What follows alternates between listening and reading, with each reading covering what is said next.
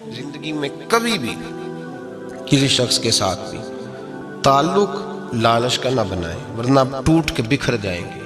سامنے والے کا کچھ نہیں بگڑے گا، آپ ٹوٹ کے بکھریں گے، اور رزلٹ کی امید کبھی نہ رکھیں۔ وفا ہوتی دو طرفہ ہے پر کرنی یک طرفہ چاہیے، یاد رکھ لیں۔ وفا ہوتی دو طرفہ ہے، کرنی یک طرفہ چاہیے۔ جو کہتا ہے نا سامنے والا کرے گا تو میں کروں گا، وہ بھی کچا ہے، وہ کمزور ہے، وہ ابھی پکا نہیں ہوا۔ وفا کرنی یک طرفہ چاہیے، تو کر، سامنے والا نہیں کرتا تو نہ کرے۔ تو اپنی طرف دیکھنا، سامنے والے کو چھوڑ، وہ نہیں کرتا تو نہ کرے، اس کا اپنا۔ حضرت امام احمد بن حنبل رحمت اللہ تعالی علیہ، یہ وفا کے عنوان میں بڑی اہم بات ہے اگر آپ کو سمجھ آئے تو۔ امام احمد بن حنبل رحمت اللہ تعالی علیہ جھیل کے کنارے، ندی کے کنارے وضو کر رہے تھے۔ ایک بچھو ساتھ ساتھ چل رہا تھا، وہ چلتے چلتے پانی میں گر گیا۔ امام احمد بن حنبل نے ہاتھ رکھا، بچھو کو باہر نکالا۔ جب باہر نکالا تو اس نے ڈانگ مارا۔ جس کی طبیعت میں ڈانگ ہوگا تو وہ ڈانگ ہی مارے گا، کے پاس ہے ہی اور کوئی نہیں تو وہ کرے کیا، وہ مجبور ہے۔ اس نے ڈانگ مارا، امام صاحب نے باہر رکھا۔ بھیگا ہوا بچھو آپ نے دیکھا ہو، جب ندی کنارے چلتا ہے تو پھر گر جاتا ہے۔ وہ پھر گرا تو امام صاحب نے پھر نکال کے باہر رکھا تو اس نے پھر ڈانگ مارا۔ پھر ساتھ ساتھ چلتے چلتے وہ گر گیا۔ کئی دفعہ ایسے ہوا، کئی دفعہ امام صاحب نے نکالا۔ ایک شخص قریب کھڑا دیکھ رہا تھا، وہ کہنے لگا حضور بس کریں، آپ نکالتے ہیں وہ ڈانگ مارتا ہے، چھوڑ دیں۔ آپ فرمانے لگے اچھا بھائی، بڑا تو عجیب مشورہ دے رہا ہے۔ وہ اپنی بری عادت پہ ڈٹ گیا ہے تو میں اچھی عادت ہی چھوڑ دوں؟ وہ بری نہیں چھوڑ رہا، ڈٹ گیا ہے، بار بار ڈانگ مارتا ہے تو میں اچھی چھوڑ دوں؟ آپ اپنی طرف دیکھیں گے، ہماری طرف سے کوئی کمی نہیں آنی چاہیے۔ سامنے والے جانے، اس کا کام جانے۔ وفا کا رشتہ مضبوط رکھیں، دوستی کا تعلق مضبوط۔ میاں صاحب نے کہا چنگی مندی سجنا کولو 100 واری ہو جاتی، کتنی واری؟ پکی گل ہے نا جی، کتنی واری؟ میاں صاحب نے کہا 100 واری۔ ہم تو ایک باری بھی معافی دینے کو تیار نہیں۔ چنگی مندی سجنا کولو، ایسے نہیں آنے جانے والے سے نہیں، اس کے معاملے میں تو ہم خوددار ہیں نا، ہر ایک سے نہیں سنتے، وہاں تو ہم خوددار ہیں۔ سجنا کولو چنگی مندی سجنا کولو 100 واری ہو جاندی، یار یاراں دا گلا نہیں کر دے اصل پریت جنہ دی۔ دنیا میں وفا ختم نہیں ہوئی، پر ہم نے وفا کا رشتہ ہی نہیں بنایا، ہم نے تعلق ہی نہیں بنایا، وفا کا تعلق ہی نہیں بنایا۔ میرے شیخ سے کسی نے پوچھا تو حضور آپ ہاتھوں میں ہاتھ لے کے بیعت کرتے ہیں؟ تو آپ فرمانے لگے وہ تو ادا ہے نا، وہ سنت ہے، لیے تو ہاتھوں میں ہاتھ ہی ہوتے ہیں، لیکن فرمایا جب کسی کو سامنے بٹھاتے ہیں تو اصل بات ہی ہوتی ہے کہ ہم دلوں میں دل لے کے بیعت کر رہے ہیں، ہم دلوں کو دلوں سے باندھ رہے ہیں، اور یہ وہ رشتہ ہے جو قبر کی دیوار کے اندر جا کے بھی دوبارہ کھلتا نہیں، یہ قائم ہی رہتا ہے۔ رشتے وفا کے پیدا کریں، خلوص کے پیدا کریں، للہیت کے پیدا کریں۔ میرے نبی پاک سید عالم صلی اللہ تعالی علیہ وسلم نے اس وفا کو آگے پھیلایا ہے۔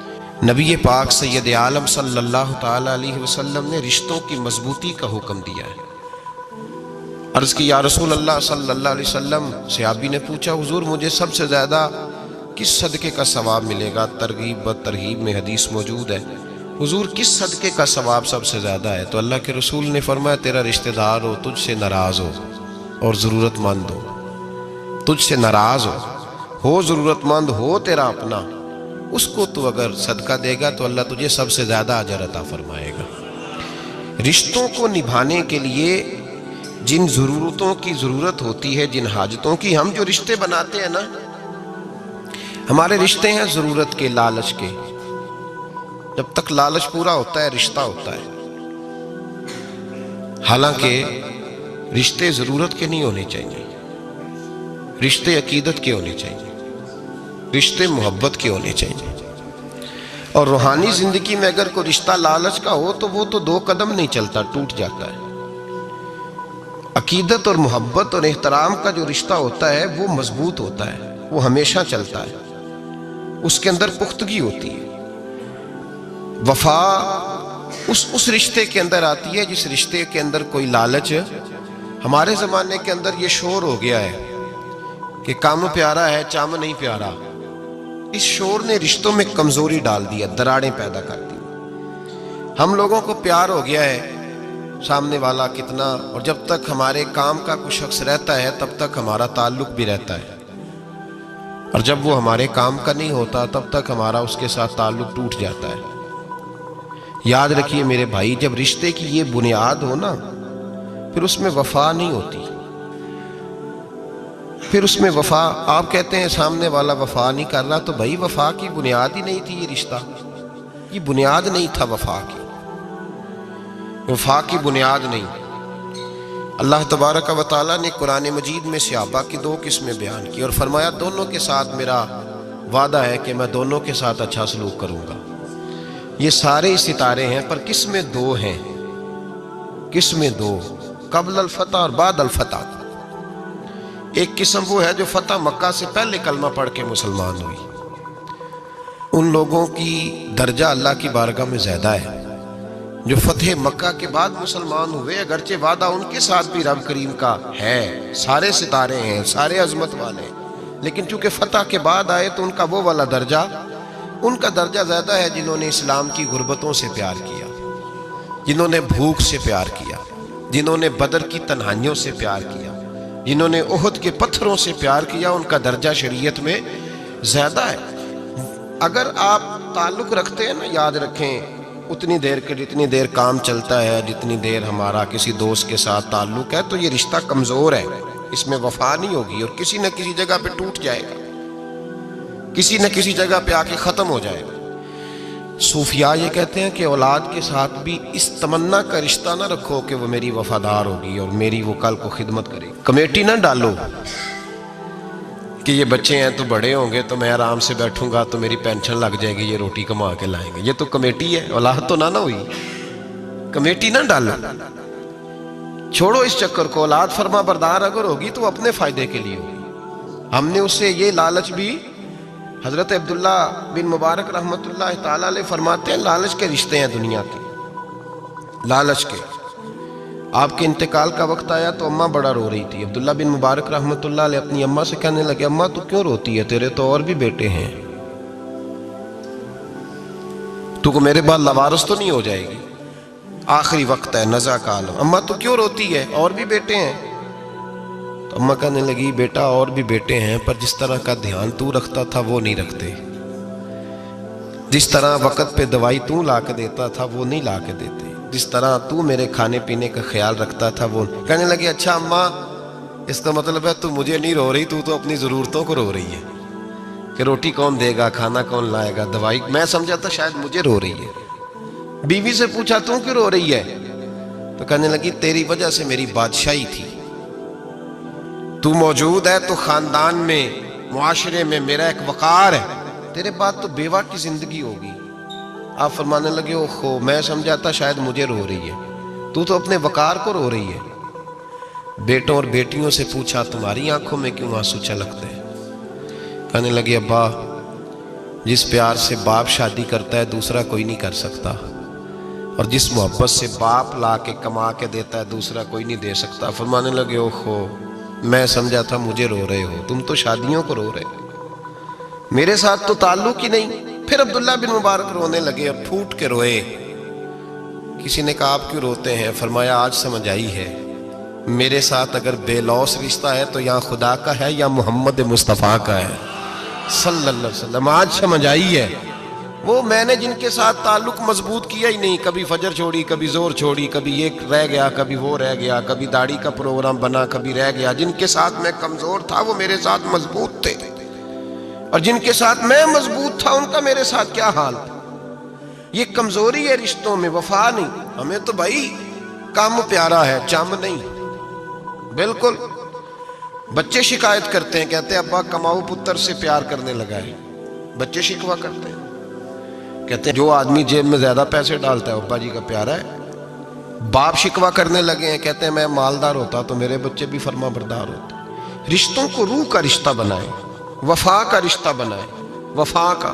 کتے کا ذکر قرآن پاک میں آیا ہے، اس لیے آیا ہے کہ اس نے اللہ کے ولیوں سے وفا کی تھی، اسی آیا ہے کہ اس نے اللہ کے ولیوں کے ساتھ وفاداری کی، وفاداری کی تو اللہ نے اس کا ذکر ہے قرآن میں۔ رشتے لگانے کا لوگوں کو بہت شوق ہے، حالانکہ رشتہ لگانا اتنا مشکل نہیں جتنا نبھانا مشکل ہے۔ ہم ساری زندگی یہ ثابت کرنے کی کوشش کرتے رہتے ہیں کہ ہمارا جو فلاں آدمی سے تعلق ہے وہ بڑا مضبوط ہے، ہم یہ بتاتے رہتے ہیں کہ مجھے تجھ سے بڑا پیار، اور بتانا بھی چاہیے۔ نبی پاک صلی اللہ علیہ وسلم نے فرمایا جس سے محبت ہو اسے بتایا کرو کہ مجھے تجھ سے محبت ہے، تاکہ وہ بھی تم سے پیار کرے، یہ بتا دینا چاہیے۔ لیکن بتانے کا حکم ہے، ساری زندگی ثابت کرنے کا حکم نہیں۔ ہم ساری زندگی یہ ثابت کرتے رہتے ہیں کہ میں بڑا فرمانبردار ہوں آپ کا، میں بڑا تابعدار ہوں، میں آپ سے بڑی محبت کرتا ہوں، یہ ثابت کرتے رہتے ہیں۔ رشتے نبھانے سے بات بنتی ہے، ثابت کرنے سے بات نہیں بنتی۔ ایک تعلق کا پودا آپ نے لگایا زمین میں، چھوٹا سا پودا، اس کے سامنے کھڑے ہو کے آپ سارا دن کہتے رہیں کہ وہ پودے مجھے تجھ سے بڑی محبت ہے، میں تجھے بڑا چاہتا ہوں، میرا تیرے ساتھ بڑا رشتہ ہے، میرا تیرے ساتھ بڑا تعلق ہے، سارا دن پودے کو یہی کہتے رہے۔ اور چھوٹے سے پودے، مجھے تجھ سے بڑا پیار ہے، میں رات بھی تجھے خواب میں دیکھ رہا تھا، کل بھی مجھے تو یاد آ رہا تھا، پرسوں بھی مجھے تو یاد آ رہا تھا، تو اس سے وہ پودا پروان نہیں چڑھے گا۔ پروان چڑھانے کے لیے اسے پانی دینا ضروری ہے، پروان چڑھانے کے لیے اسے جڑی بوٹی سے بچانا ضروری ہے، اسے پروان چڑھانے کے لیے اس پودے کو دھوپ اور چھاؤں مناسب فراہم کرنا ضروری ہے۔ سارا دن ثابت کرنے سے پودا پروان نہیں چڑھے گا۔ میرے بھائی، رشتے بتانا چاہیے، ضروری ہے، نبی پاک صلی اللہ علیہ وسلم نے حکم دیا۔ ہم سارا دن ثابت کرتے رہتے ہیں، لیکن رشتے پروان چڑھانے کے لیے جس پانی کی ضرورت ہوتی ہے، جس دھوپ چھاؤں کی ضرورت ہوتی ہے، رشتوں کے بیچ جو جڑی بوٹی آ رہی ہوتی ہے اسے کاٹنے کی جو ضرورت ہوتی ہے، وہ کام ہم کرتے نہیں۔ ثابت کرنے سے رشتے مضبوط نہیں ہوتے، چاہے روزانہ آپ ملاقات کر کے ثابت کریں کہ مجھے پیار بہت زیادہ ہے، رشتے عمل کرنے سے مضبوط ہوتے ہیں۔ ایک بادشاہ تھا، بادشاہ جو ہوتے تھے ان کے اپنے اپنے مزاج ہوتے تھے۔ اس بادشاہ نے 4 5 6 کتے رکھے ہوئے تھے، اور کتے بڑے بڑے کتے تھے، اور بڑے وہ خون خار کتے تھے، چیر پھاڑ کھا جاتے تھے، شیر جتنے ان کے قد تھے۔ بادشاہ تھوڑا سا کسی آدمی سے ناراض ہوتا نا، تو ایک بہت بڑے پنجرے کے اندر ایک بہت بڑا سلاخوں کا گھر اس نے بنایا ہوا تھا، اس میں کتے ہوتے تھے، اور کتے کو جب باندھ کے رکھا جاتا ہے تو زیادہ زہریلا ہو جاتا ہے، وہ زیادہ اس کے اندر کرواہٹ آتی ہے، زیادہ کاٹتا ہے۔ اس نے قید کیے ہوئے تھے، کتے تو بڑے زہریلے تھے۔ جس آدمی سے بادشاہ تھوڑا سا ناراض ہوتا نا، تو وہ کتے کے آگے اس آدمی کو ڈالتا، کتے اس کو چیر پھاڑ کے کھا جاتے۔ یہ سزا تھی، لوگوں کو پتا تھا۔ بادشاہ کے وزیر نے بڑی خدمت کی بادشاہ کی، 35 سال تک نوکری کی، لیکن ہر سورج نے غروب تو ہونا ہی ہوتا ہے نا، ہر چاند نے ڈھلنا بھی ہوتا ہے۔ اب بوڑھا ہونے لگا، وہ جو مضبوط حافظہ تھا وہ کمزور ہونے لگا، ہلکی ہلکی غلطی۔ بادشاہ مزاج کا بادشاہ تھا، پر نہیں سمجھ میں آیا، تو میں نے کہا کہ لوگ کہتے ہیں ہمیں کام پیارا ہے، چم نہیں، تو رشتہ وفا کا تھا ہی نہیں۔ وزیر سمجھنے لگا کہ اب نہ میں بھی غلطیاں کرنے لگا ہوں، تو ایسا نہ ہو کسی دن میں بھی ان کتوں کا شکار ہو جاؤں۔ اس نے بادشاہ سے کہا کہ بادشاہ، مجھے آہستہ آہستہ معذرت کرنے لگا، قدم ہٹانے لگا کہ مجھے چھٹی دے دی جائے، اب میں بوڑھا ہو گیا ہوں۔ لیکن اس نے کہا نہیں، جب تک میری طبیعت نہیں مانتی تم نہیں جا سکتے۔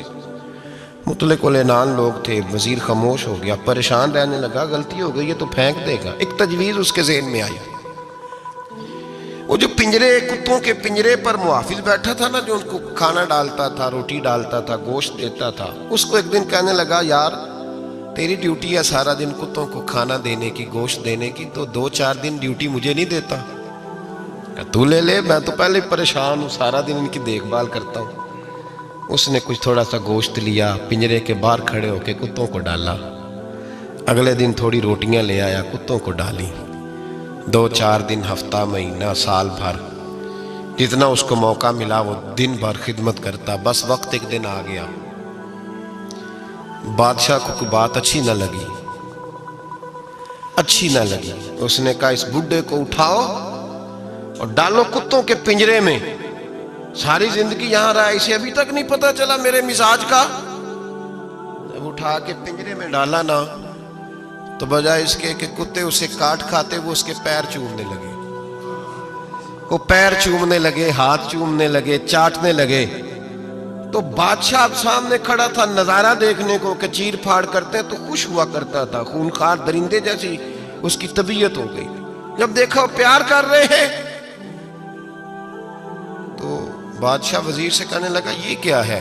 تو وزیر رو پڑا، کہنے لگا تو سیاستدان تھا تو میں بھی سیاستدان تھا، ساری زندگی سیاست کی، لیکن دنیا داروں کے ساتھ رہا تو انجام یہ ہوا کہ مجھے اس پنجرے میں ڈال دیا گیا۔ دیکھ تو بہت بڑا سیانہ تھا اور میں بھی سمجھدار تھا، وزیر رہا، لیکن ہمارا روح کا رشتہ نہ بن سکا۔ ارے ہم سے تو یہ کتے ہی اچھے نکلے۔ تیری 40-35 سال خدمت کی تو تو نے کتوں کے آگے ڈال دیا، انہیں تو چند مہینے روٹی ڈالی ہے، میرے وفادار ہو گئے۔ چند مہینے روٹی، جنہ تنا وچ عشق نہ رچیا، کتے او نہ تھی چنگے۔ جنہ تنا وچ عشق نہ رچیا، کتے او نہ تھی چنگے۔ مالک دے کر راکھی کر دے، صابر بھوکے ننگے۔ اور بابا بلے شاہ صاحب فرماتے ہیں تو راتی جاگے تے شیخ صدا میں، راتی جاگ دے کتے تے تیتھوں اتے مالک دا در مول نہ چھڑ دے، پاویں مارو 100 جتے تے تیتھوں اتے رکھا سکھا کھا، دنے جار رکھاں وچ ستے، تیتھوں اتے ایک برکی دا قدر پچھانن، پاویں مالک ہو من ستے۔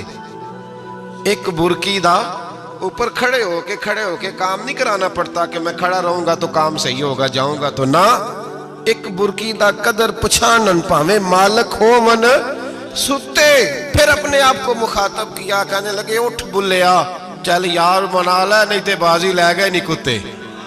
اٹھ بلیا، چل یار منا لے نہیں تے بازی لے گئے نہیں، جلدی کر اٹھ جا، یہ تو آگے گزر گئے تجھ سے۔ او بھائی یاد رکھو، رشتہ وفا کا ہو تو قائم رہتا ہے اور بے وفائی کا ہو تو ٹوٹ جاتا ہے۔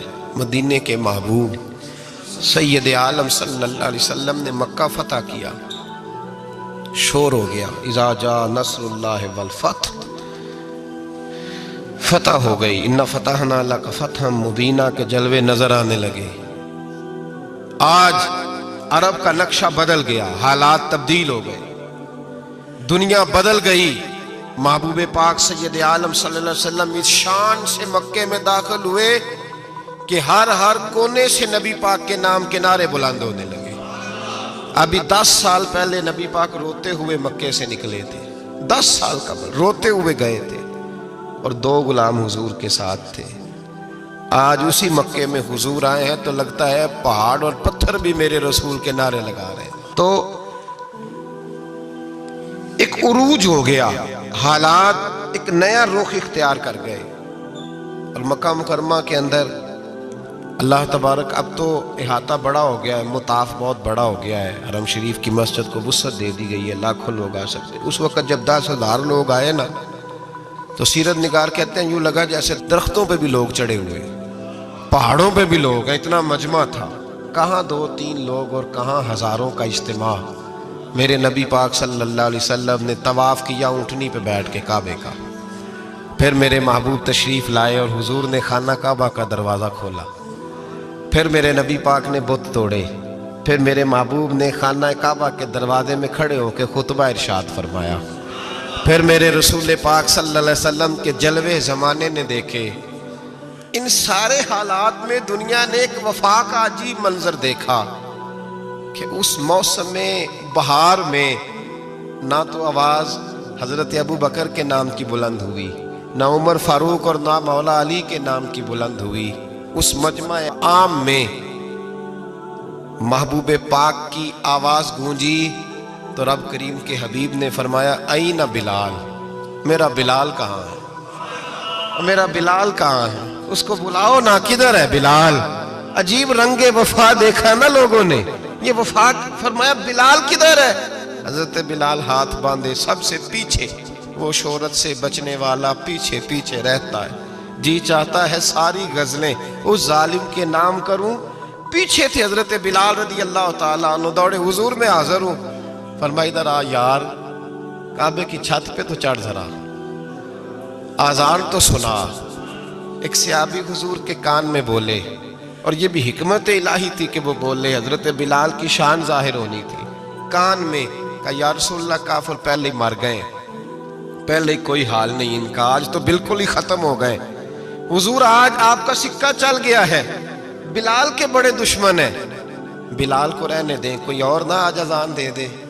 کان میں بات کہی تھی، چاہیے تھا جواب بھی کان میں آتا، پر معصوم آمنہ فخر آدم و بنی آدم وفا کا خطبہ پڑھنے لگے، وفا کا خطبہ شروع ہوا۔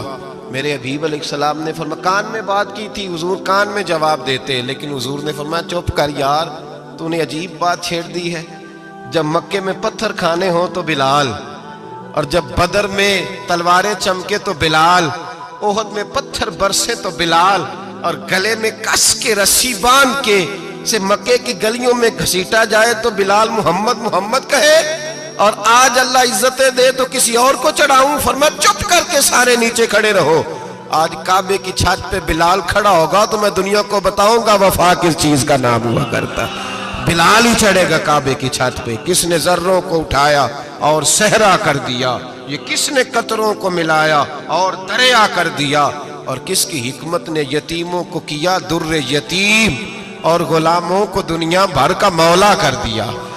بھائی یاد رکھو، رشتہ جو وفا کا ہوتا ہے نا، اس کا بڑا رنگ ہوتا ہے، اس کا بڑا انداز ہوتا ہے، اس کے بڑے طریقے ہوتے ہیں۔